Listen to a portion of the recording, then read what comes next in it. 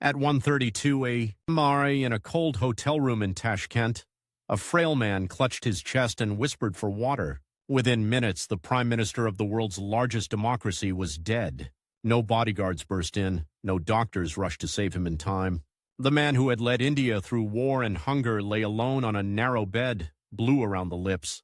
As the clock beside him ticked indifferently forward, 19 months in power, that was all history had given him. But before he faced war, famine, and a deadly race against time, before he outmaneuvered a powerful rival to become prime minister, he was just a skinny boy, barefoot on burning dirt roads, crossing a river with his school books held above his head. This is the story of how that boy, Lal Bahadur, learned to race against the clock long before he knew he had one.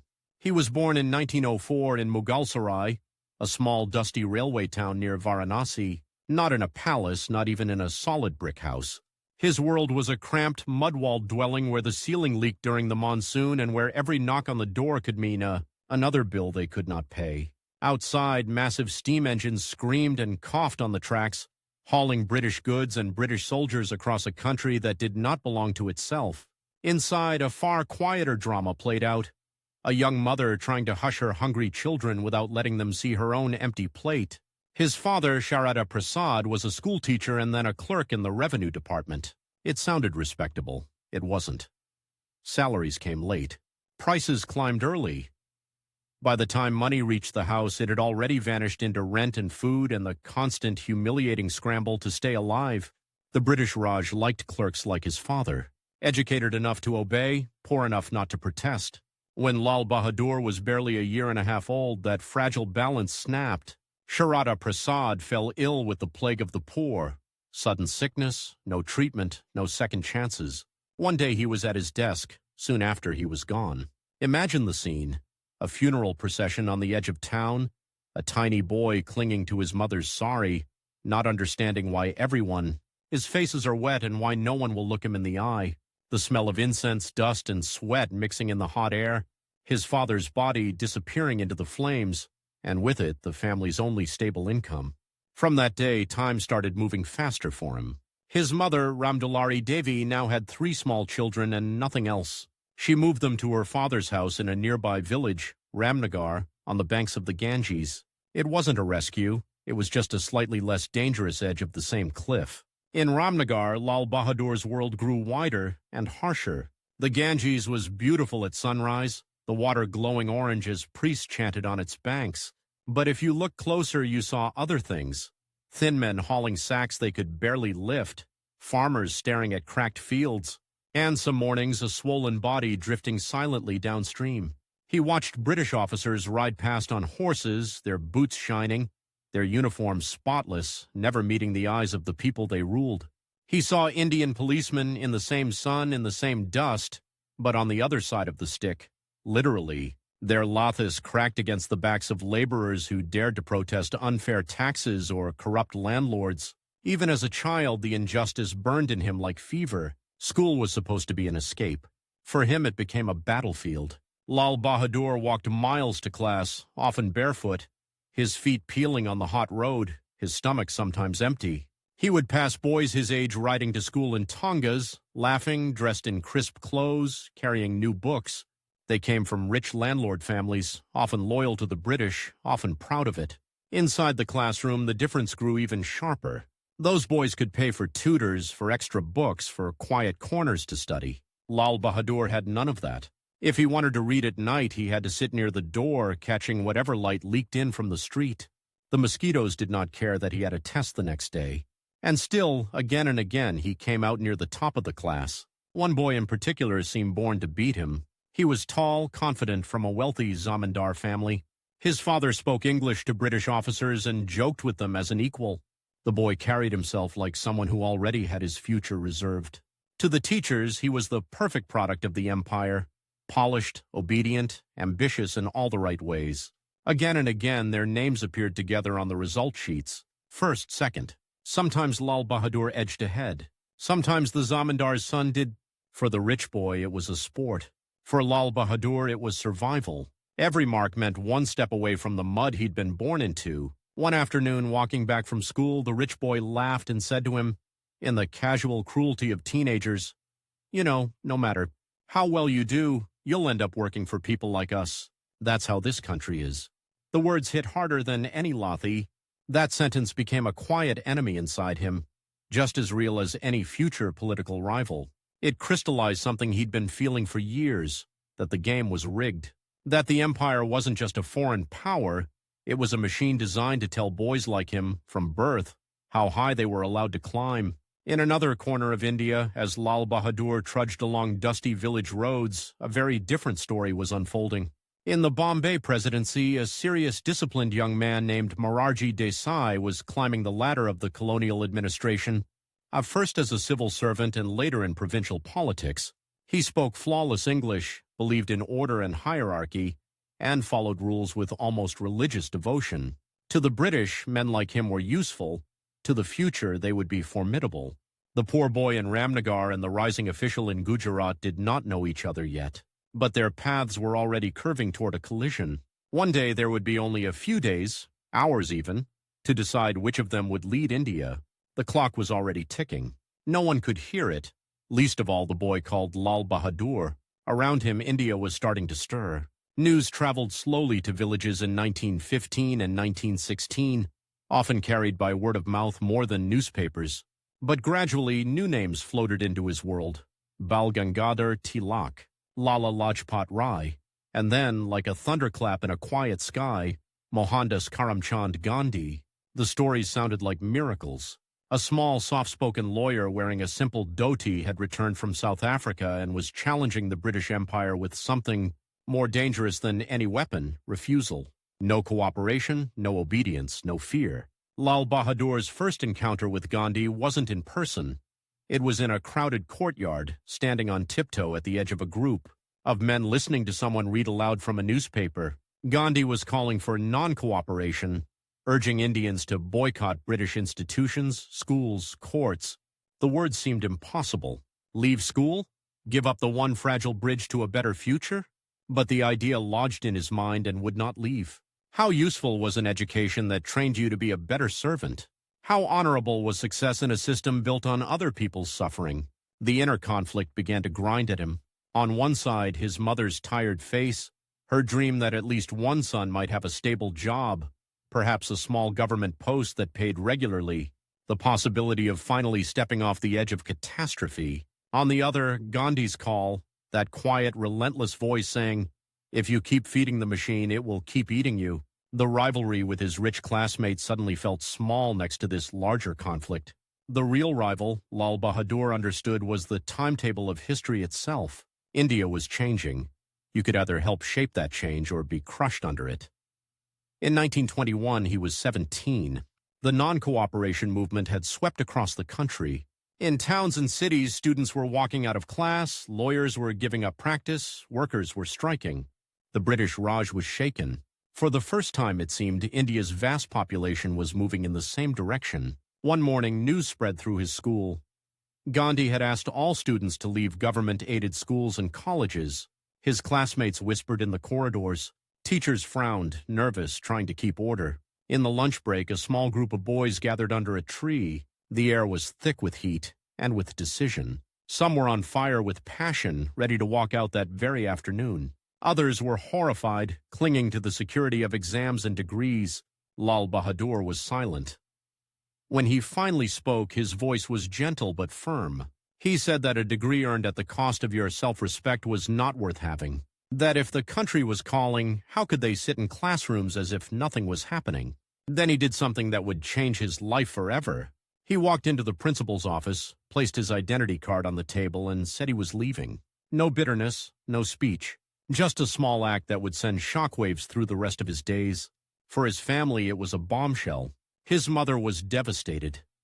Neighbors whispered that the boy had lost his mind, that Gandhi would go to jail or disappear, and these young hotheads would be left with nothing, no qualifications, no jobs, no future.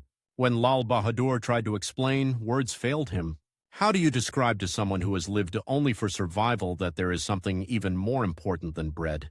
That night he lay awake, listening to the Ganges in the distance and the creaking of the old house around him. Doubt gnawed at him. Had he thrown away the only rope he had? Morning brought no clarity, just a dull headache. But as he stepped outside, he saw something that settled his struggle. A British official's car had broken down on the road nearby. A small crowd had gathered, watching as a mechanic knelt in the dust, his hands black with grease. The official stood to one side, flapping a handkerchief impatiently, never even glancing at the man fixing his car. When the engine finally sputtered back to life, the official got in without a word. No thank you. Not even a nod. That tiny moment, that small cruelty, hardened something in Lal Bahadur. He might be poor. He might be barefoot. He might have just made his life much harder. But he would not bend his head forever. He left for Varanasi and then for Kashi Vidyapith, a nationalist institution created as an alternative to British-run colleges. The building was modest, the resources bare. No polished floors, no sprawling lawns. But for the first time, he was among people who believed, as he did, that education should free you, not chain you. Here, another twist awaited him. In British schools, he had been Lal Bahadur Srivastava. The surname marked his caste, his social position. It was a label that came with invisible privilege and invisible walls. At Kashi Vidyapith, he listened as teachers spoke of equality, of a future India where caste would matter less than character. The question cut him to the bone. How could he fight for the dignity of all Indians while carrying a name that set him above many of them? At his convocation in 1926, he graduated with the degree of Shastri, a title meaning scholar.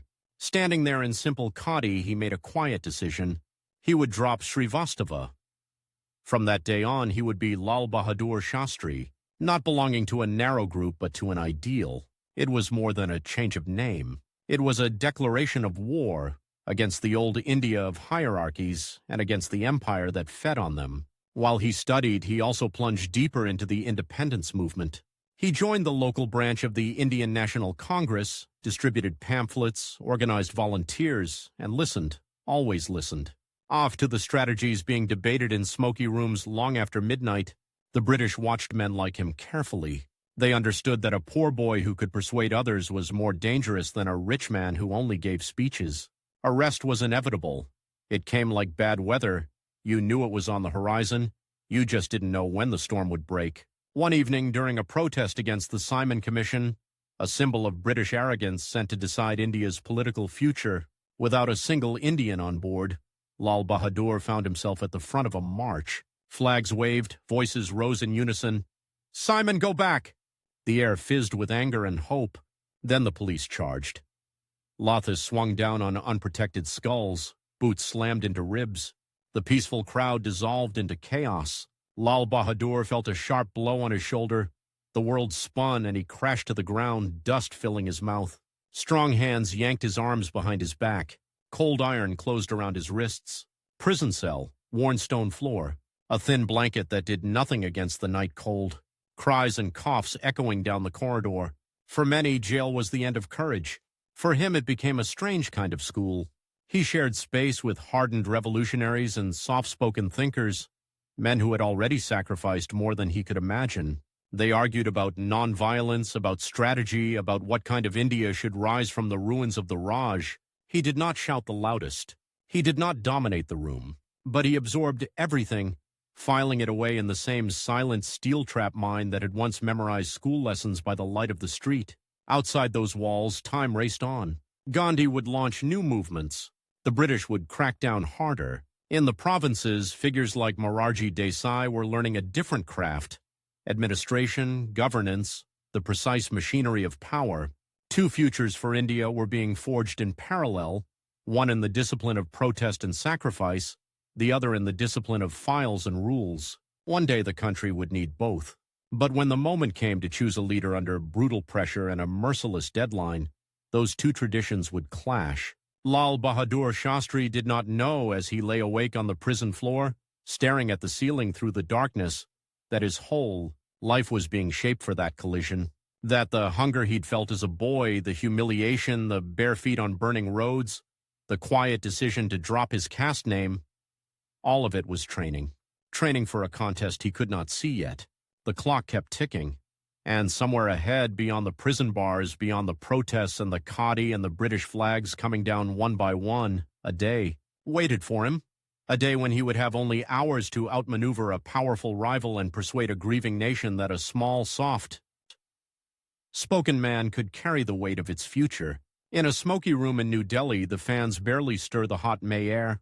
Ashtrays overflow, tempers do too. On one side of the long table sits a tall, sharp-featured man with a rigid spine and a clockwork sense of order, Morarji Desai. On the other, a much smaller figure in a crumpled dhoti and kurta, his face almost lost behind thick glasses, Lal Bahadur Shastri. Outside, the capital is holding its breath.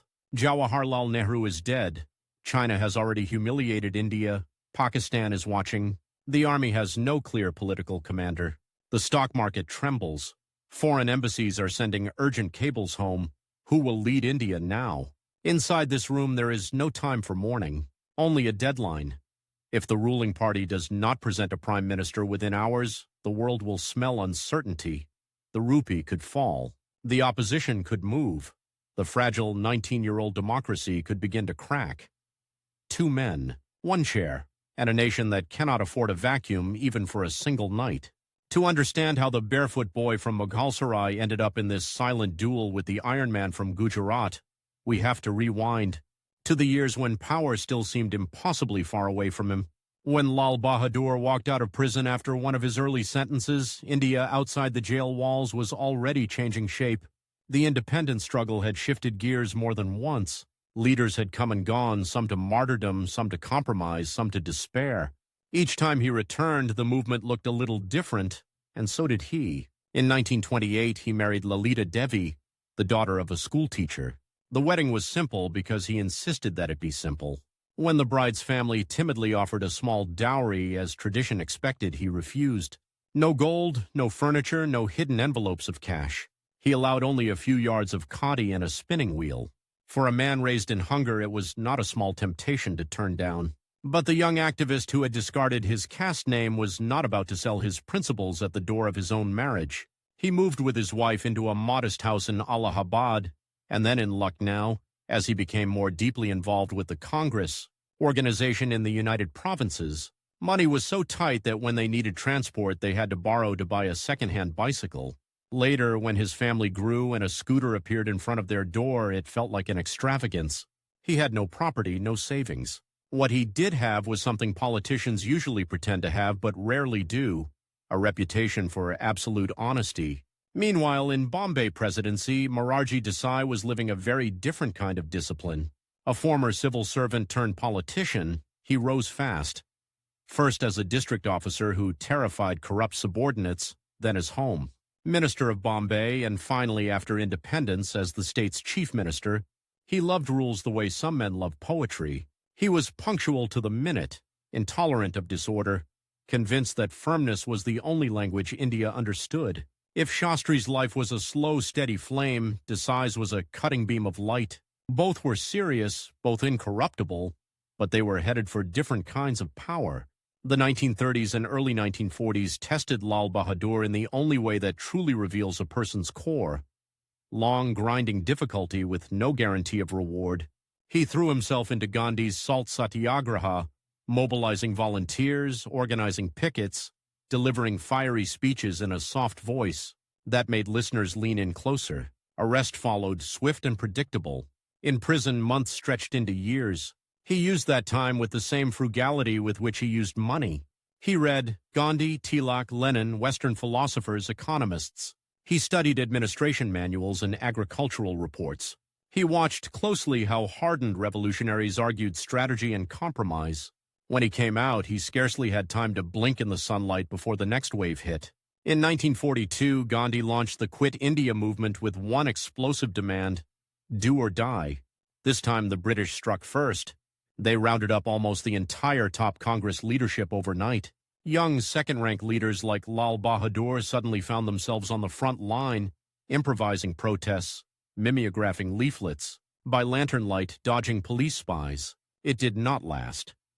He was arrested again, this time for one of the longest stretches of his life, from 1942 until near the end of the war. Behind bars, news filtered in fragments: famine in Bengal, bombings in Europe, whispers that the British Empire was running out of breath.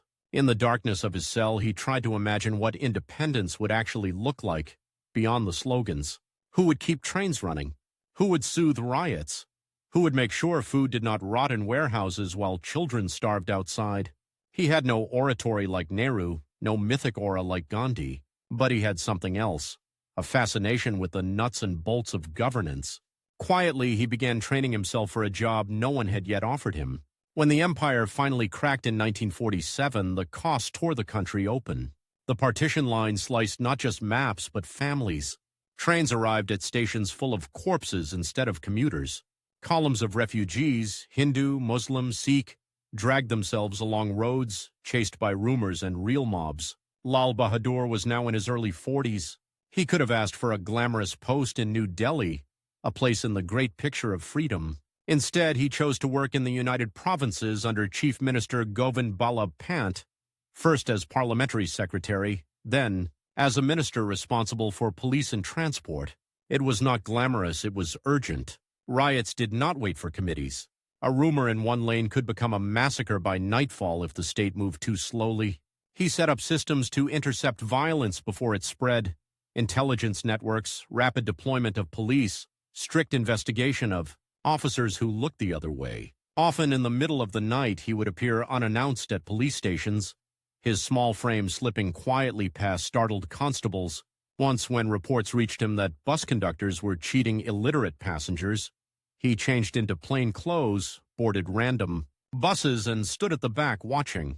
When he saw a conductor pocket the fare instead of issuing a ticket, he walked forward, pulled out his identity, and had the man suspended on the spot. It sent a ripple of fear through the department, but it also sent another message, one that would follow him all his life.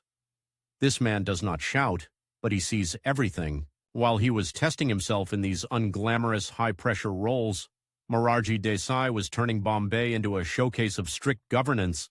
He smashed strikes, cut corruption, and treated his cabinet like a tightly drilled regiment. Businessmen, bureaucrats, and foreign observers all took note.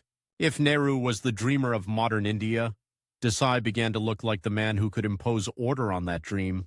The race between these two men had begun long before either of them realized it.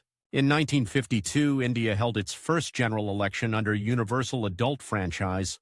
Hundreds of millions of votes cast by men and women who had never before been asked what they thought. Lal Bahadur stood for parliament and won. Nehru, who had watched this modest organizer for years, brought him into the Union cabinet as Minister for Railways and Transport. It was, on paper, a huge promotion, one of the world's largest railway networks with millions of passengers a day, tens of thousands of kilometers of track, and a colonial legacy of neglect. In reality, it was another race against time. The system was creaking. Engines failed, tracks buckled under overloaded trains. Safety norms were more prayer than rule. Shastri did what he always did. He went to see for himself. Third-class compartments knew his weight before first-class coaches did. He spoke to porters, signalmen, linemen, asking questions, scribbling notes. He ordered the replacement of old coaches, upgrades to signaling, better housing for railway workers. None of it was flashy. All of it was urgent. Then, one morning in November 1956, urgency turned into catastrophe. Near Ariyalur in Tamil Nadu, two trains collided with terrifying force. Carriages telescoped into each other like crushed toy boxes. Iron ripped through wood, through flesh. By the time rescue teams pried open the twisted metal, more than 100 passengers were dead. Entire families erased between one station and the next. The photographs were brutal. Bodies laid in rows beside the tracks, survivors sitting in the dust, staring at nothing. Newspapers screamed, questions poured into Parliament. Who was responsible? Shastri did not wait for a scapegoat. He walked into Nehru's office and offered his resignation, not because he believed he personally had caused the crash, but because he believed responsibility flowed upward, not downward. If a system under your charge failed in a way that killed people, you did not hide behind inquiries. You stepped aside. At first, Nehru refused to accept it. He knew how rare such integrity was, but Shastri insisted. Finally, the Prime Minister relented. To most politicians, this would have been a career-ending twist. From the cabinet table back to the sidelines, to Lal Bahadur it was a moral necessity. He went home as quietly as he had come, his children too young to understand why their father was suddenly at the house more often. why visitors whispered about him with a mixture of concern and admiration. Outside, something unexpected happened. The public, instead of forgetting him, remembered. In tea stalls and office canteens, people shook their heads and said, "He resigned. For an accident. Have you ever heard of that here?" The name Shastri became a sort of shorthand for conscience. Morarji Desai took note too. To a man who valued discipline almost above life, this act was deeply impressive. But it was also a warning. This quiet colleague was not just another pliable loyalist. He was building a different kind of authority, moral, not muscular. Nehru did not keep him out of government for long. In 1957, Shastri returned as a minister without portfolio. Then in 1959 as General Secretary of the Congress Party. It was a less visible job, but in some ways more powerful. He became the bridge between the Prime Minister and the vast, unwieldy party machinery spread across India's states. Late into the night, in small party offices from Madras to Punjab, he listened to complaints, resolved factional battles, mediated. Between ambitious regional leaders, he did not raise his voice. He did not make threats. He made notes, kept his word, and slowly, almost invisibly, knitted loyalties together. Morarji Desai, meanwhile, was carving his signature into Bombay's politics. By the early 1960s, many in the party and the bureaucracy saw him as the natural heir to Nehru, a man of order after an age of idealism. He was open about his ambition. "If the party wants me, I will not run away from responsibility," he would say, not bothering with false modesty. History, however, was not in a generous mood. In 1962, the Chinese army crashed through the Himalayan border, overrunning Indian posts, sending troops reeling back in disarray. The country's pride shattered. Nehru, once untouchable, now looked tired, his hair whiter, his speeches tinged with despair. In this atmosphere of national humiliation, every conversation about the future of leadership became sharper, more urgent. Could Nehru's soft socialism and poetic speeches defend the country? Or did India need a hard disciplinarian hand like Morarji's? Was there room in this debate for a small, self-effacing man who seemed more at home in committee rooms than on campaign stages? In 1964, Nehru brought Shastri back into the cabinet as minister without portfolio, a signal that he trusted him deeply but was also trying to juggle rival expectations. Desai was made finance minister, a powerful strategic position. Within the Congress, camps began to form, sometimes openly, sometimes in whispers. Then, on May 27, 1964, the clock that had set the pace of Indian politics for 17 years stopped. Jawaharlal Nehru suffered a massive stroke and died in his home. For a few hours that evening, India was lost. Radio announcements blurred into static as people wept openly in the streets. Crowds surged toward Teen Murti Bhavan, Nehru's residence, desperate for one last glimpse. In villages, men who had never seen Nehru in person felt as if they had lost a father. But grief in politics has a short window. Even as Nehru's body lay in state, the machinery of power began to whir again. The president needed a name. Foreign governments wanted clarity. The armed forces required a chain of command. K. Kamaraj, the Congress president from Tamil Nadu, found himself at the center of a storm. He was no orator, no ideologue. He was a strategist, a man whose nose for political wind had rarely failed him. Now he had to read not just the room but the whole country within a terrifyingly small slice of time. On one side stood Morarji Desai, senior, unbending, already a declared candidate in all but name. On the other stood Lal Bahadur Shastri, Nehru's trusted lieutenant, acceptable to almost everyone, exciting to almost no one. Kamaraj called Shastri for a private meeting. In the small, sparsely furnished room, he got straight to the point. "Will you accept the responsibility if the party asks you?" he asked. Shastri hesitated. Not out of false shyness, but because he understood exactly what stood on the other side of that yes. War clouds on two borders, food shortages in several states, a wounded army, a polarized party, and the shadow of Nehru's charisma falling on everything he would try to do. "There is very little time," Kamaraj pressed. "The country cannot wait." Lal Bahadur finally nodded. "If the party decides, I will not run away," he said quietly. Word leaked quickly. Morarji Desai was furious. He believed, perhaps not without reason, that seniority and administrative experience entitled him to the top job. He refused to step aside. If the party wanted a fight, he would give it one, formally in the Congress Parliamentary Party, where members of parliament would vote. For the first time since independence, the ruling party would choose a prime minister by an internal ballot under the eyes of a nervous nation.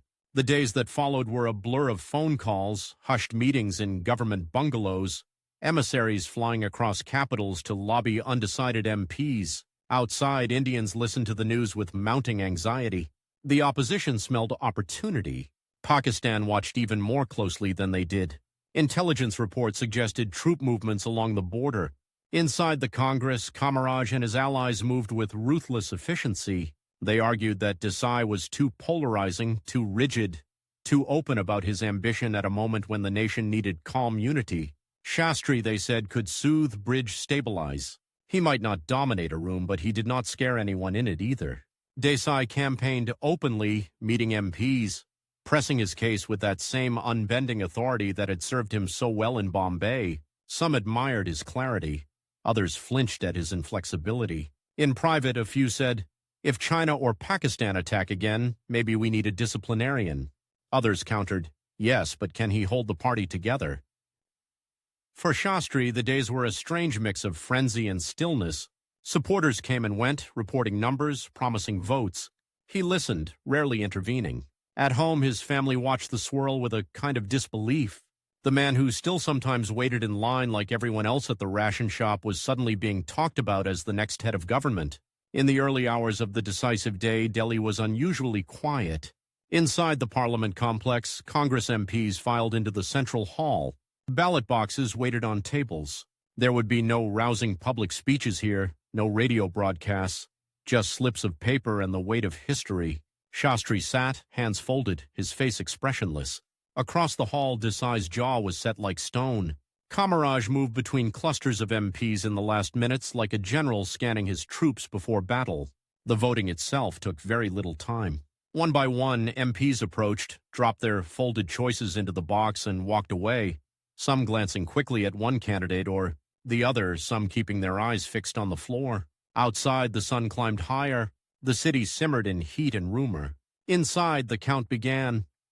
When the final numbers were read out, the decision was clear, though not crushing. Lal Bahadur Shastri had won. Morarji Desai had lost. In that moment, two clock hands moved at once. For Desai, it was a cruel pause. His long, disciplined climb to the summit had been stopped a few steps from the top by a man most of the country had barely heard speak. He would not forget it. For Shastri, it was the start of a race unlike any he had ever run. All his life he had raced hunger, humiliation, imprisonment, irrelevance. Now, with the oath of office waiting, he was racing something far more merciless, time itself. He walked up to the president's house in his simple dhoti and kurta, his shoulders slightly hunched, as if the idea of occupying Nehru, his chair physically weighed on him. Cameras flashed. Commentators rushed to describe him to a global audience that kept asking, "Who is this man?" Few of them noticed that he moved a little carefully. Years of strain and a mild heart attack had left their mark. His doctor had warned him gently that he needed to slow down, to rest more.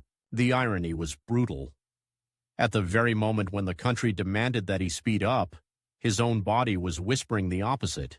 On June 9, 1964, as he took the oath as Prime Minister, repeating the words in a steady, unshowy voice, he could feel the invisible. Clocks all around him. In the northern barracks where soldiers cleaned their rifles, in the parched fields where farmers stared anxiously, at the sky in the offices of rival nations measuring this quiet man and his untested authority. He did not know the exact deadline history had given him, 19 months. 19 months to face war, hunger, conspiracy, and the ghosts of giants. 19 months to prove that the barefoot boy from Mughalsarai could carry a nation into its most dangerous tests, and that beating a powerful rival in a closed room was only the first, smallest victory in a much larger, much faster race. In the first week after he became Prime Minister, Lal Bahadur Shastri signed more papers about death than about development. Dead soldiers' compensation, dead farmers' loan waivers, dead children in villages where the monsoon had betrayed the land yet again. In the same chair where Nehru had once spoken about tryst with destiny, a pale, short man in a loose kurta now sat late into the night, reading reports that screamed the opposite. Crops failing, prices soaring, granaries almost empty. Pakistan rearming, China silent but watchful. Outside, the world was murmuring one dangerous sentence. He won the vote inside Parliament. Let's see if he can survive outside it. The clock for his 19 months had started. He could feel the ticking even in his own chest. His doctors had warned him. The mild heart attack he'd suffered years earlier was not a polite suggestion. It was a line in the sand. Rest or pay. But history had not scheduled any rest for Lal Bahadur Shastri. From the first cabinet meeting, the shadow across the long polished table had a name: Morarji Desai. Desai, still finance minister, sat ramrod straight, files stacked like a fortress in front of him. When Shastri spoke, softly, tentatively at first, some ministers leaned forward. A few, almost unconsciously, glanced at Desai to see how he reacted. The rivalry that had been fought with ballots was not over. It had just changed venue. In the early weeks, whispers floated through Delhi's corridors. Shastri is decent, but can he take hard decisions? Real power is still with Morarji. He looks like a stopgap, Yar. Someone until the party makes up its mind. Shastri heard some of this. Not directly. No one dared tell the Prime Minister to his face that he might be temporary. But through tones, pauses, glances, he did not argue. He simply got to work. The most immediate enemy was not across any border. It was in India's own kitchens. The harvest had been poor, again. Grain production limped far behind population growth. India was importing millions of tons of wheat from the United States under the PL 480 program, ships full of foreign grain feeding. A supposedly independent nation. Every week a new humiliating cable arrived from Washington. Reminders, conditions, delays. We are as dependent on American wheat, one official muttered, as we once were on British rule. In village markets, the dependence had another name: hunger. Shastri read the numbers, but he also made sure he saw the faces.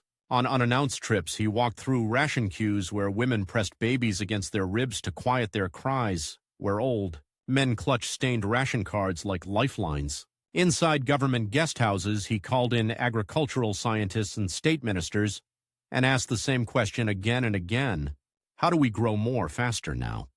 His small figure became a permanent fixture in meetings about seeds, irrigation, fertilizer, prices. Green revolution, a phrase that still sounded like theory, began to sneak into policy notes. But theory did not fill stomachs. Night after night, he paced the floor in his tiny official residence, thinking about food. It haunted his sleep, where it mixed with memories of his own childhood hunger, of days when he'd walked to school barefoot because shoes were a luxury his family could not afford. Now, as Prime Minister, he faced a cruel arithmetic. If the next harvest failed, if America cut supplies, if prices spiraled, riots could explode in cities already tense with unemployment and post-war humiliation. It was a different kind of war. And yet, on the horizon, a very real war was also beginning to take shape. Across the western border, Pakistan watched the new, untested Prime Minister with a predator's patience. President Ayub Khan and his generals had drawn their own conclusions from the 1962 Chinese debacle. India, they believed, was weak, demoralized, led by a man smaller than his own chair. If they struck fast and cleverly in Kashmir, they thought, the world would accept a new status quo before India could react. In the spring of 1965, the first probe came in a place most Indians had never heard of, the Rann of Kutch, a salt marsh in Gujarat, where the earth sometimes pretends to be sea and the sea pretends to be land. Pakistani and Indian troops clashed in this desolate, shimmering nowhere. Casualties were small. The symbolism was not. Inside the war room in Delhi, generals traced lines on maps, their fingers smudging ink around Kutch. They advised firmness, but also caution. An all-out conflict would stretch an army still scarred from its defeat by China and a nation still struggling to feed itself. Some in the cabinet urged a limited diplomatic response. Don't panic, don't overreact. Don't give Pakistan an excuse to escalate. Shastri listened to them. Then he listened to others. Behind closed doors, Morarji Desai spoke with his characteristic clarity. If we appear weak now, they will go further. They have already tested your strength by attacking the rail line of your authority. The next time, they will aim at the heart, Kashmir. The irony was almost theatrical. The man who had just lost the race for Prime Minister was now one of the strongest voices demanding that the new Prime Minister prove he was not weak. Shastri's reply was quiet, but it carried steel that some had not expected to find in him.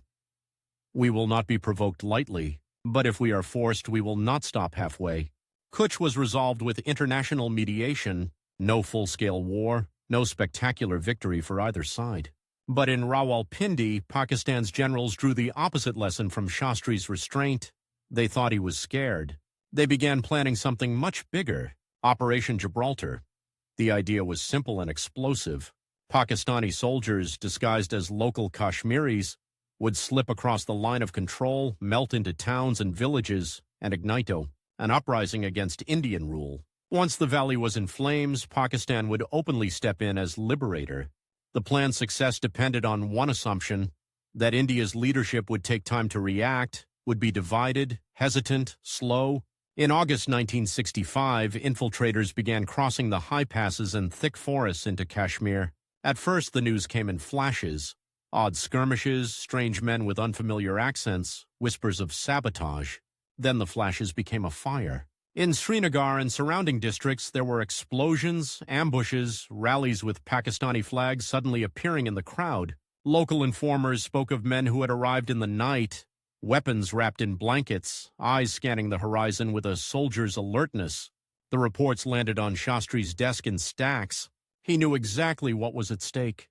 If Kashmir erupted, if the world saw images of chaos and rebellion, foreign capitals would start murmuring about self-determination, about plebiscites, about redrawing maps. In emergency meetings, the Army and Air Force chiefs outlined options. They could defend inside Kashmir alone, fight on the narrow slopes, in the valleys, on the treacherous mountain roads. Or India could do something no one expected from a man like Shastri, open a second front, hit Pakistan not only in Kashmir but in Punjab, across the international border toward Lahore itself. The second option was bold, dangerous, and politically explosive. Crossing an international border meant war, not just incursions or incidents. It meant inviting world pressure, possibly American anger, certainly Pakistani retaliation. As generals argued with maps on the walls, as ministers bickered about international consequences, one phrase kept coming back to Shastri's mind, something an old comrade had told him during the freedom struggle. If you are pushed to the edge of a cliff, you don't negotiate about how far you'll fall. You grab the man pushing you. Days bled into nights as the infiltration intensified. In Kashmir, local shepherds watched ghostly columns of soldiers moving under starlight. In Delhi, air raid sirens were tested. Blackout drills darkened whole neighborhoods. The rival he had defeated in the leadership race was watching too. Desai, stiff-backed and unsmiling, demanded a clear line. We must show them that every adventure will cost them dearly. Otherwise, they will repeat it whenever they like. Others, nervous about the economy and foreign reaction, suggested restraint. Shastri heard all of it. Then, in early September, he made the choice that would define his 19 months and perhaps his entire life. At 4:30 a.m. on September 6, 1965, in the thick pre-dawn dark, Indian tanks began to roll toward the Pakistani city of Lahore. The quiet man from Mughal Sarai had opened an international war. For the first time since independence, India's army crossed a declared border not as a defeated force stumbling back, but as an attacking one pushing forward. On the front lines, the earth shook under the clatter of tank treads. Fields that had grown wheat now grew craters. Villagers crouched in ditches as columns of armored vehicles roared past, gun barrels pointing toward a horizon that was suddenly on fire. In Delhi, the sirens were no longer drills. At night, streetlights went dark. Radiant bazaars turned into uncomfortable shadows. Trenches were dug in parks and schoolyards. Children practiced how to lie flat at the sound of a warning whistle. Radio sets crackled across the country. Into this charged atmosphere, Lal Bahadur Shastri's voice arrived. Not theatrical, not booming, but carrying an urgency that was almost physical. We are facing a challenge of both the sword and the stomach, he said. Our Jawans are fighting on the borders. Our Kisan must fight in the fields. In those few words, he fused two worlds that had always lived side by side but apart, the soldier and the farmer. The slogan was born almost accidentally in the rhythm of his own thought. Jai Jawan, Jai Kisan. Hail the soldier, hail the farmer. It spread like electricity, painted on walls, shouted in markets, scribbled on the backs of notebooks, chanted at rallies. It turned the shy, bespectacled prime, minister into something unexpected, a war leader who spoke directly to both the man with a rifle and the woman with a sickle. The contrast was almost surreal. In cabinet meetings, he still sat slightly hunched, listening more than speaking, pencil moving quietly in the margins of files. In public imagination, he was suddenly the face of defiance, the small man standing up to two much larger neighbors and saying in the plainest Hindi, "If we are forced to, we will fight for 1,000 years." The war itself was brutal, confused, heroic, and tragic in equal parts. On the Western Front, Indian and Pakistani tanks clashed in swirling battles that tore up the earth for miles. At Asal Uttar near Kem Karan, Indian soldiers, many of them from rural backgrounds who had once swung plows instead of machine, guns turned the fields into a graveyard for Pakistani patent tanks. Burning metal lit up the night like obscene torches. In the air, dogfights streaked across the sky with the speed of nightmares. A flash of silver, a burst of flame, then nothing but black smoke spiraling like a question mark. In Kashmir, soldiers fought on ridges where a single misstep meant not just death by bullet, but by gravity itself. And in the cities, India's 19-year-old democracy went through an accelerated test of nerves. Queues at ration shops lengthened. Train compartments filled not with traders and holidaymakers, but with troops, their kit bags bulging with ammunition and letters from home. In factory canteens, workers turned up the radio to hear battlefield updates, their hands motionless around plates of rice and watery dal. There were rumors, so many rumors. Lahore has fallen. No, Amritsar is under attack. The Americans will cut our wheat supplies because we started the war. The Chinese will attack from the Himalayas at any moment. Inside this fog, Shastri had to keep not only the army coordinated, but the nation psychologically steady. He refused to gloat, refused to promise easy victories, refused to reduce the war to chest-thumping slogans. In addresses to the country, his language remained almost austere. "We do not covet anyone's land, but we will not give up an inch of ours." Behind the measured words, the time pressure never let up. Every extra day of fighting meant more shells, more petrol, more spare parts, money that India did not really have. Every extra day of blackout meant more strain on cities already impatient with ration cards and queues. Every extra day risked wider involvement, great powers stepping in, demanding a halt on their terms. In cabinet, the rivalry with Morarji Desai resurfaced in new forms. Desai, as finance minister, held the keys to the vault. War spending was a flood pounding against a dam already cracked by years of deficits. At one meeting, as other ministers argued about strategy and honor, he placed a file quietly in front of Shastri. "These are our reserves," he said. "This is how fast we are burning them." The columns of numbers were like a slow-motion explosion. Imported arms, ammunition, spare parts. Every battle had a price per hour that could be measured in lakhs and crores. There were moments when the unspoken thought hung in the room. If this modest, cautious man miscalculated the length of the war, if the economy broke, the party might look again to the harder, seemingly more efficient option, Morarji Desai. The struggle for India's borders and India's leadership were happening at the same time, in the same rooms, often in the same sentence. Shastri did something few expected. In the middle of the war, at the peak of scarcity, he went on radio and asked ordinary Indians to sacrifice in a way that made the elite deeply uncomfortable. He suggested that those who could afford it should voluntarily skip one meal a day so others, poorer and hungrier, could eat. Families hesitated, then began. In cities, some middle-class households set aside one day as fasting day, cooking less, eating simpler. In some government canteens, signs appeared, "Light lunch in solidarity with the nation." Cynics scoffed. But on the ground, the gesture had a strange unifying effect. It made the war and the food crisis feel like a shared burden, not just a headline. For a thin, soft-spoken man to ask that of a country still scarred by famine memories, and to have millions listen, was itself a kind of victory. By mid-September, both armies were exhausted. Thousands had died on both sides. Neither Lahore nor Amritsar had fallen. International pressure, led by the United States and the Soviet Union, was rising like a tide. A ceasefire was inevitable. On September 23, 1965, the guns officially fell silent. In India, crowds poured onto the streets chanting Jai Jawan, Jai Kisan, waving tricolors, dancing atop buses. For the first time since 1947, the nation felt it had not been humiliated in war. It had held its own against a fully armed neighbor, despite a shaky economy, with a leader half the world had written off as weak. Shastri did not celebrate. He went to hospitals. In ward after ward, he stood beside beds where young soldiers lay wrapped in bandages, some with missing limbs, some with eyes bandaged, against light they might never see again. He spoke little, they spoke a lot. We showed them, didn't we, Sahib? You must give my pension to my mother. If my leg had not been blown off, I would have gone forward, not back. He listened, nodded, sometimes put a hand on a shoulder. Nurses and orderlies were startled to see the Prime Minister standing there without entourage, his face lined with something heavier than fatigue. The war had given him a new stature, but it had also shortened his already limited time.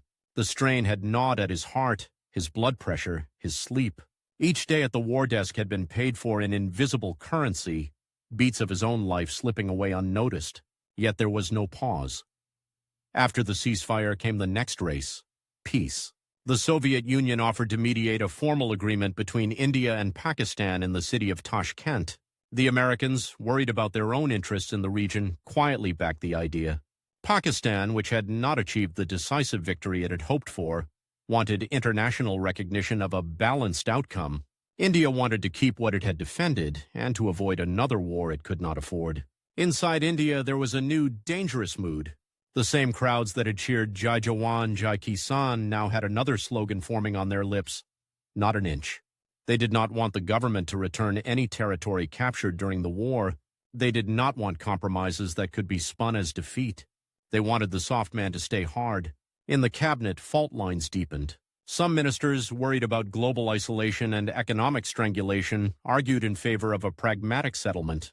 Others warned that any appearance of yielding would be used against them by the opposition and by people within their own party who were already eyeing the next leadership contest. Morarji Desai did not hide his skepticism. Publicly, he expressed loyalty. Privately, he questioned the wisdom of going to Tashkent at all. If we fought to defend our land, why should we now sit under foreign chandeliers and bargain away what our soldiers died for? He asked in a tense, closed-door discussion. Shastri listened, fingers interlaced, eyes thoughtful. He knew Desai still had supporters in the party, and that some of them were watching Tashkent not just as a peace process, but as a potential stumbling block for the man who had beaten their leader in that smoky room months earlier. Agree too much, and you would be called a traitor to the sacrifice of the Jawan. Refuse to agree, and you might isolate the country, cut off American wheat, and drag a hungry nation into another war. Time again was merciless. The ships carrying imported grain did not care about national pride. They cared about signed agreements and geopolitical alignments. The sowing seasons did not wait for diplomacy. They came when they came. If the fields were not ready, if seeds and fertilizer were not there, hunger would return with a vengeance. In January 1966, against this backdrop of expectation, suspicion, and exhaustion, Lal Bahadur Shastri flew to Tashkent. The images from that journey are bizarre when you remember what was at stake. A small man in a simple woolen coat stepping off a plane into the icy Uzbek air, breath visible in the cold, flanked by Soviet officials, in heavy fur hats and Pakistani leaders in tailored coats. Around them, cameras flashed, pens scratched, translators whispered. Inside the conference rooms, under ornate chandeliers and portraits of Soviet heroes, India's quiet prime minister sat across from Ayub Khan, the general who had believed him to be weak. Interpreters shuttled words back and forth. Ceasefire lines, withdrawal, prisoners of war, non-interference, respect for sovereignty. Each phrase was loaded. Each comma could trigger outrage thousands of kilometers away in Punjab and Uttar Pradesh. On the tables in Delhi's back rooms, political fortunes were being calculated almost as carefully as territorial lines in Tashkent. If Shastri returned with an agreement that could be painted as surrender, the whispers about his replaceability would roar into full speech. If he refused to sign and the talks collapsed, the international pressure, the wheat ships, the currency markets, and the restless opposition would form a different kind of noose around his government. He knew all of this, and he knew something else that almost no one outside his family and doctors fully understood. His body was nearly at the limit of what it could take. At Tashkent, those who watched him up close noticed small things. The way he massaged his chest when he thought no one was looking. The moments when his face briefly sagged with pain before he rearranged it into calm, the way he moved more slowly at the end of each long day of talks. Yet in the negotiating room he did not bend easily. He insisted that Kashmir was not up for international bargaining, that India would not accept any language that gave Pakistan a legal or moral foothold to reopen the issue under foreign auspices.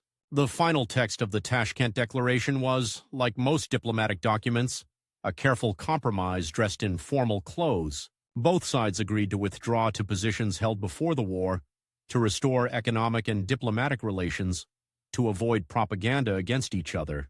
For the Soviet hosts and for many international observers, it was a solid achievement. Two bitter rivals, fresh from bloodshed, agreeing not to continue the spiral. For some Indians reading the text in advance cables, it was a potential time bomb. Give back captured territory. Shake hands with the man whose army had tried to cut Kashmir from the map? What about the families of those who had died at Asal Uttar and in the hills of Kashmir? What about not an inch? On the night of January 10, 1966, after the signing ceremony, after the handshakes and the applause and the group photographs under the bright lights, Lal Bahadur Shastri returned to his dacha on the outskirts of Tashkent. The day had been long even by his ascetic standards. His face was pale, his breathing slightly labored. Yet when aides asked if he wanted a doctor, he waved them away with the same stubborn gentleness with which he had waved away privileges all his life. He asked for a simple meal.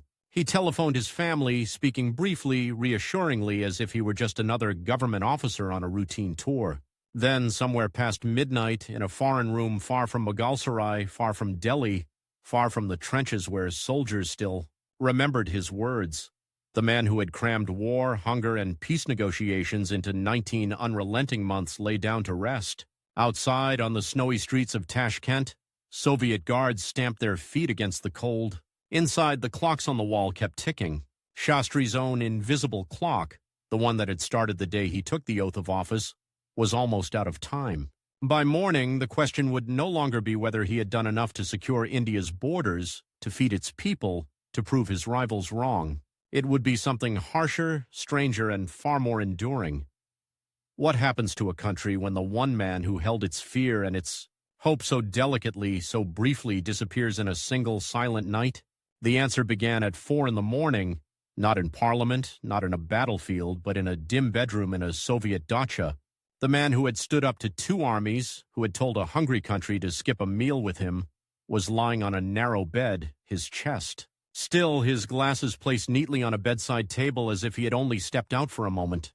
Outside, the winter sky over Tashkent was black glass. Inside, a clock ticked softly on the wall. By the time someone realized that Lal Bahadur Shastri was not just sleeping, the second hand on that Soviet clock had already circled the dial hundreds of times. Doctors were called. Massages, injections, oxygen.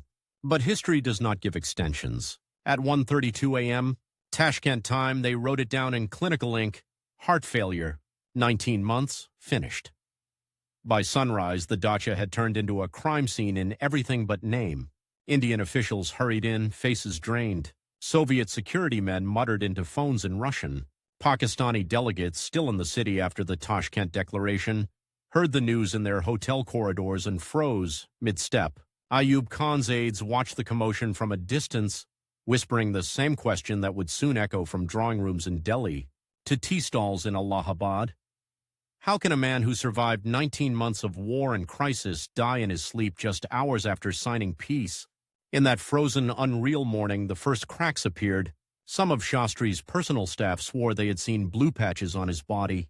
His wife, Lalita, thousands of kilometers away, listened to the news on the radio and screamed one word that cut through the announcer. As careful official tone, poison. No one could prove it. No one could disprove it. There was no post-mortem in Tashkent. The body of India's second prime minister, the man who had just signed one of the Cold War's most delicate agreements, was prepared, in haste for the flight home. The Soviet doctors said over and over that he had suffered a massive heart attack. They pointed to his medical history, the earlier seizure, the years of overwork, the stress of war. They drew curves on charts, wrote notes in Cyrillic, signed their names. But to a country that woke up to the news with radios pressed to ears and newspapers shaking in hands, the very speed of the explanation felt suspicious. He died there, so far away, the same night? And just like that, the clock that had been ticking for Shastri personally stopped. Another one, more brutal and impersonal, started ticking for India. Who would lead now? In Delhi, still remembering the sound of sirens and the taste of half-empty plates, the vacuum at the top felt like a physical drop, or as if the whole nation had missed a stare in the dark. The Congress Party's inner circle moved fast because they had to. Foreign governments were already sending messages of sympathy, but also of calculation. They needed to know, would India honor the Tashkent Declaration? Would a new leader reverse course?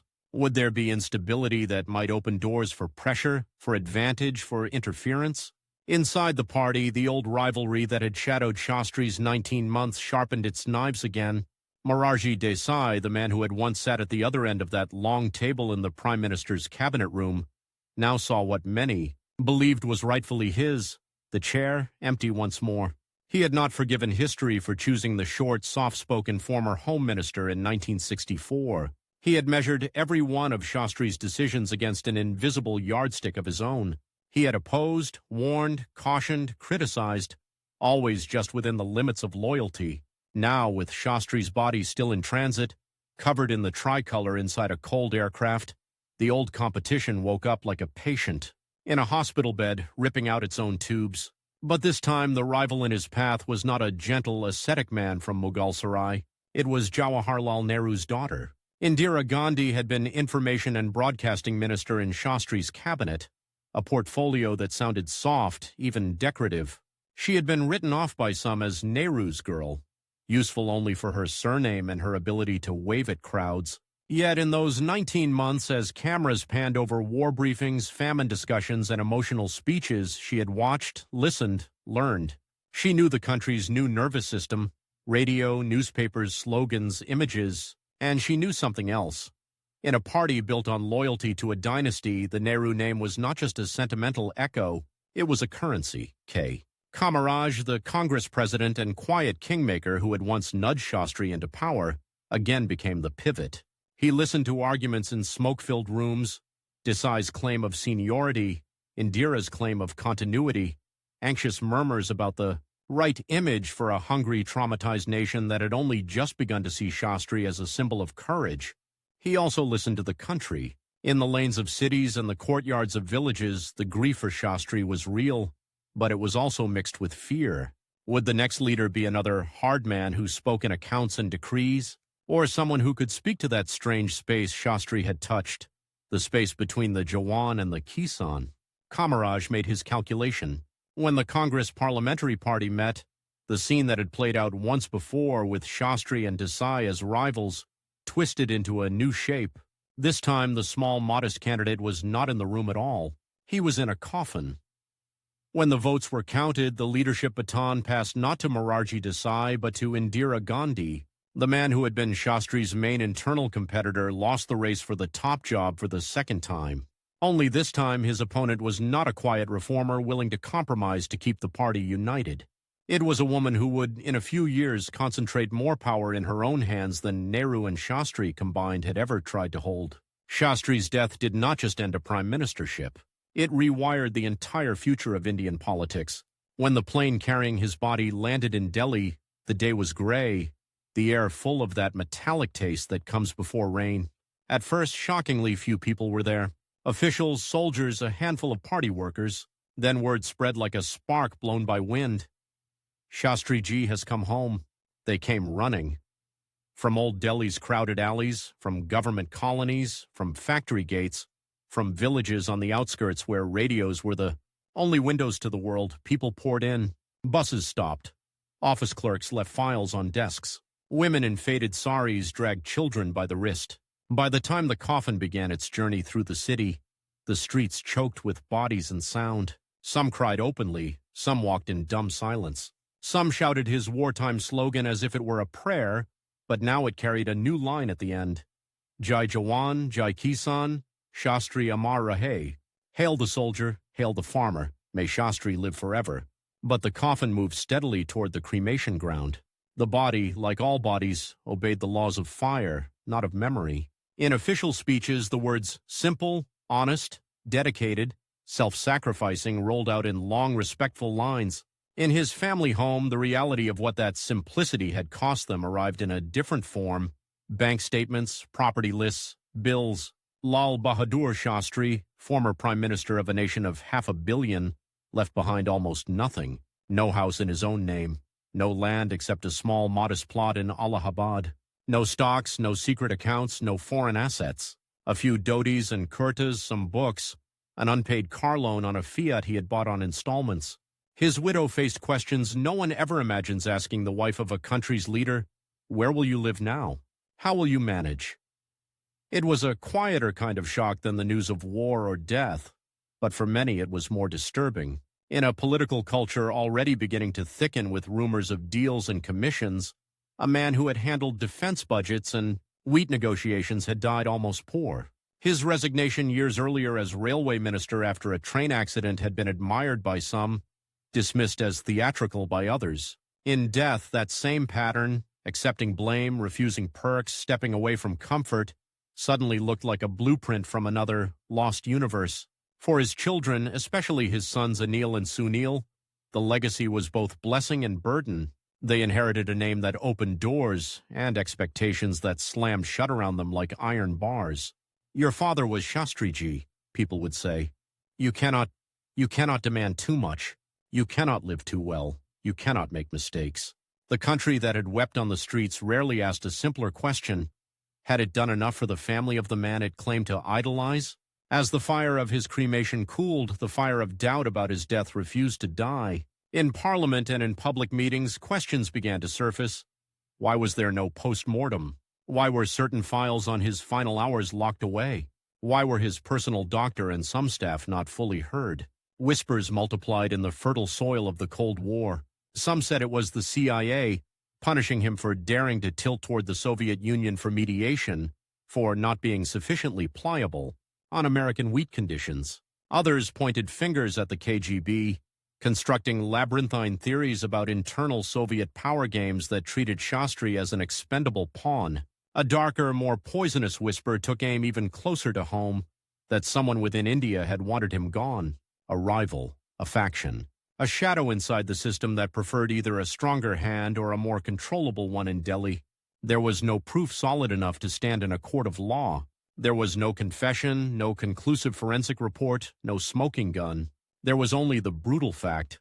A man in his early 60s, under unimaginable stress with a fragile heart, had died far from home, after pushing himself beyond every medical warning.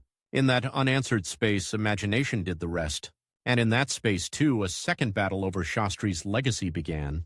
On one side stood the memory of Lal Bahadur Shastri as he had actually lived, cautious, methodical, painfully honest, allergic to propaganda, working quietly on food policy, on scientific agriculture, on long-term self-reliance.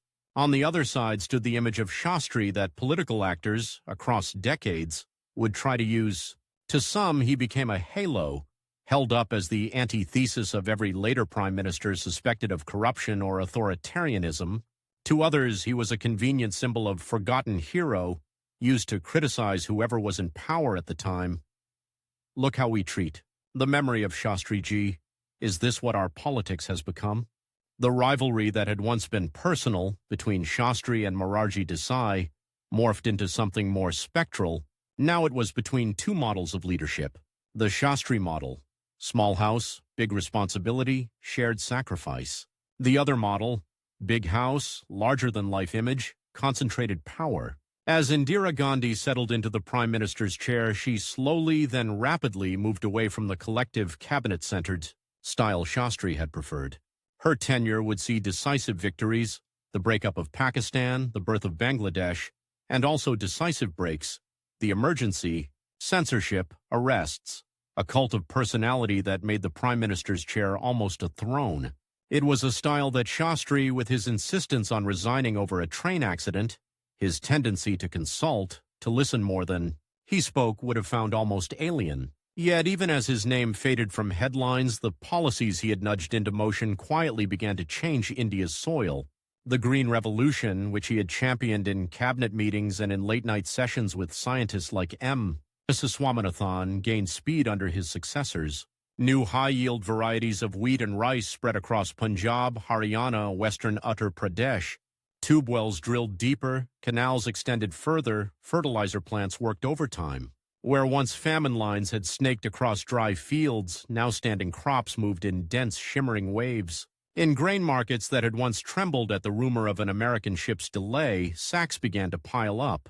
Within a decade of Shastri's death, the same India that had once been nudged to skip a meal to avoid hunger riots would be debating what to do with surplus grain. The transformation had many fathers: scientists, state leaders, international agencies, tactics and technologies from across the world. But in the origin story, in the moment when a hungry nation chose not to break, not to surrender to permanent dependence, there was always that slight, bespectacled figure talking about the Jawan and the Kisan in the same sentence. His slogan outlived him, mutating with time. In barracks on the icy heights and camps in the desert, soldiers repeated Jai Jawan before difficult patrols, some not even fully, remembering who had coined it. In fields where tractors now outnumbered bullocks, farmers painted Jai Kisan on the rear of their trolleys in fading blue and red. Later, politicians added their own words to it, tried to extend it like a flag with extra cloth, but the core remained. It was the shortest biography of Lal Bahadur Shastri anyone could write, the man who tied the soldiers' courage to the farmers' toil and told a young, anxious nation that both were sacred. In textbooks, his life was compressed into a few pages: childhood poverty, freedom struggle, resignation over a train accident, prime, ministership, Jai Jawan, Jai Kisan, Tashkent, sudden death. For students reading those lines decades later, he risked becoming a paragraph between Nehru and Indira, a bridge rather than a character in his own right. Yet in every wave of crisis that followed, wars, food inflation, debates over corruption, his ghost returned. Commentators would say, almost ritualistically, in Shastriji's time, a minister resigned over a rail accident. In Shastriji's time, the Prime Minister's family did not become rich. In Shastriji's time, sacrifice was not a word, it was a policy. Sometimes this was nostalgia. Sometimes it was political theater. But beneath both, there was a hard, uncomfortable question pressing up like a stone under carpet. Was his way of doing politics possible? Only in a small window, those 19 months when India was still close enough to the freedom struggle to remember shared pain and far enough from later cynicism to still believe in shared sacrifice. Or had the country simply chosen to move in a different direction, away from the quiet, away from the man who did not shout, who did not pose, who did not accumulate? In 1977, Morarji Desai finally became Prime Minister at the age of 81, leading a coalition that had defeated Indira Gandhi after the emergency. It was a strange, belated victory in a rivalry whose original opponent lay long gone on the banks of the Yamuna. Desai brought with him his own reputation for personal austerity, for a stern, almost punishing honesty. For a moment, it seemed as if the Shastri-like virtues, simplicity, integrity, suspicion of excess, were back in fashion. But the coalition fractured. Desai's government fell. Indira Gandhi returned. The message to many was brutal. The country admired simple men, but it did not always re-elect them. Shastri's own memory, however, refused to be tidied away by electoral arithmetic. His statues stood in busy junctions, pigeons resting on his shoulders. His birthday, October 2nd, shared with Mahatma Gandhi, became a day of double remembrance and double neglect. Slogans, garlands, editorials, then life going on. For his family, every anniversary brought microphones to the door asking the same questions. Do you believe he was poisoned? Do you think the truth will ever come out? The answers shifted in tone, grew sharper or softer with time, but one line never disappeared. At least give us the documents. At least let us know what really happened that night. Files remained classified. Requests for declassification met with bureaucratic delays, political excuses, silence. In that stubborn opacity, the myth of his death hardened into something almost as enduring as the facts of his life. A man who had lived so transparently was now framed by one of the most opaque nights in Indian political history. And yet, if you listen carefully, his legacy is loudest not in conspiracies, but in the ordinary places he once cared about: railway, stations, ration shops, schoolyards, polling booths, in the lines of people waiting patiently for subsidized grain, in the quiet pride of soldiers who know their families will not starve even if they do not come back. In the idea, still fragile, still fought over, that the measure of a leader is not his wealth, nor the size of his bungalow, but how light his personal luggage is when he leaves office. Lal Bahadur Shastri had only 19 months to define that measure, 19 months to fight a war without losing a nation, to feed a nation without surrendering its dignity, to stand firm abroad while bargaining for every single ship of wheat. 19 months in which his heart, already cracked, ticked like a bomb under his own ribs. He ran out of time on a foreign bed, far from the Ganga, far from the fields whose harvest he had counted like a nervous father counts his children. But the race he was running did not stop with him. Every time India stands at the edge of two hungers, the hunger of the stomach and the hunger for pride, his voice comes back, oddly, light for the weight it carries. We must fight on both fronts. Jai Jawan, Jai Kisan. It is not a slogan anymore. It is a challenge thrown across decades by a small man whose greatest rival was not any politician, not any general, not any foreign power. It was the clock. And for a brief, blazing 19 months, Lal Bahadur Shastri managed to outrun it just long enough to change, quietly and forever, what his country thought a leader could be.